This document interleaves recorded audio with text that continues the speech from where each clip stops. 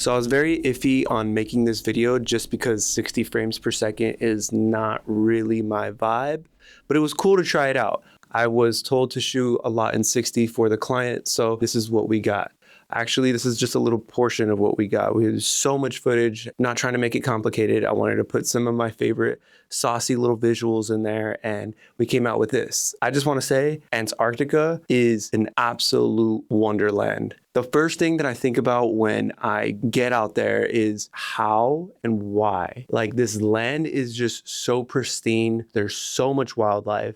It's got its own like cinematic color grade of blue. Had so much fun color grading this. You could push this anywhere you want and it just looks so ethereal. I got to go out there with Elliot Grafton, which is a talented filmmaker, and I learned a lot just by shooting next to him. This guy's work ethic is something I've never seen before, and I definitely want to apply that to my own self. Getting to know him was so funny because you see these personalities on Instagram and you only get to see the final polished, like serious version of their work. And then you meet them in person, you find out they're absolute legends. It's so funny. I was laughing the whole time. We were out there shooting for a cruise line and it was something I've never really experienced as a shooter. We were treated very nicely out there and we ate very good. So I'm sure people that heard of Antarctica know that you have to cross through this thing called the Drake's Passage. It's known to be one of the most roughest places on Earth to pass through. And luckily, we got this thing called the Drake Lake, which was pretty smooth sailing. I've never really been on a ship before. I was pretty much sick the whole time, so I had a lot of Dramamine. I didn't even know you were not supposed to mix Dramamine and melatonin, which I take melatonin to go to bed. So I was a little drowsy sometimes.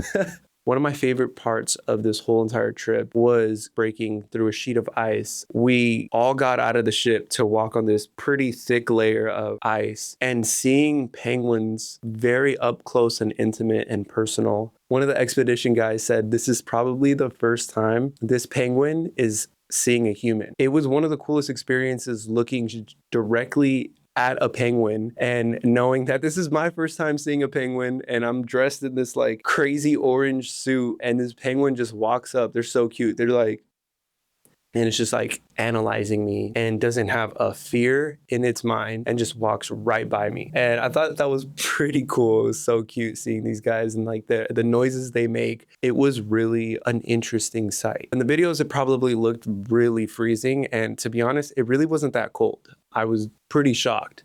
Considering it was summer, obviously, I could only imagine what it feels like in the wintertime. A lot of the expedition people told me that you can't go in the winter because some of the waters that we were crossing was just completely frozen, which blew my mind. The photos that I shot out there with was the Canon R5C, and the videos were shot with what I'm using right now, the Canon C80. I was stoked to bring the Canon C80 out there. I was like, oh, triple native.